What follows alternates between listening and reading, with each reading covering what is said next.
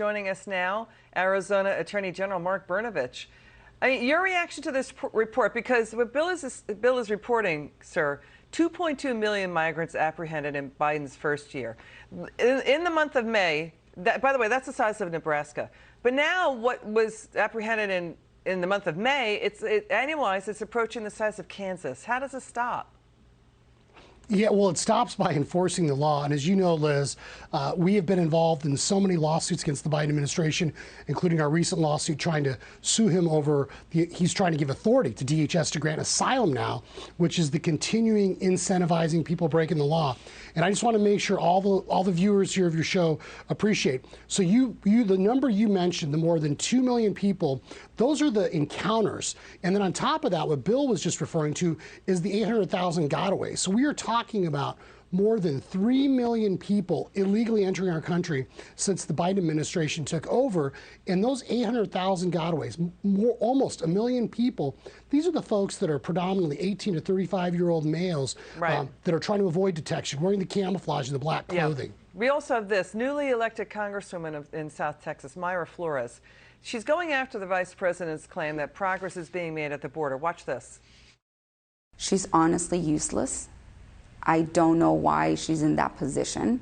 She hasn't been here in South Texas to see what their policies are creating, the mess that they're creating in our country, and that their policies are hurting real people. Yeah, the vice president went to El Paso. She hasn't been to the border. The president's never been to the border.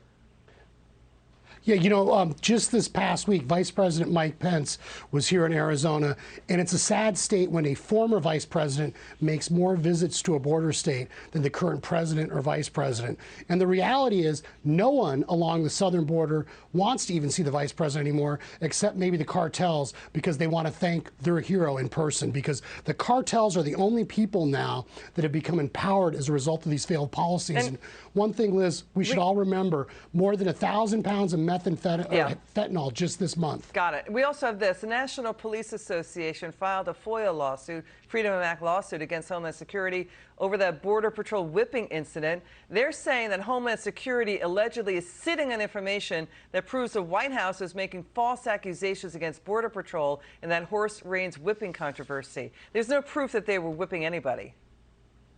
Yeah, it's unfortunate that the very president of the United States, his administration, wants to demonize law enforcement. So this shouldn't surprise anybody when you have a far-left administration that demonizes police officers and law enforcement.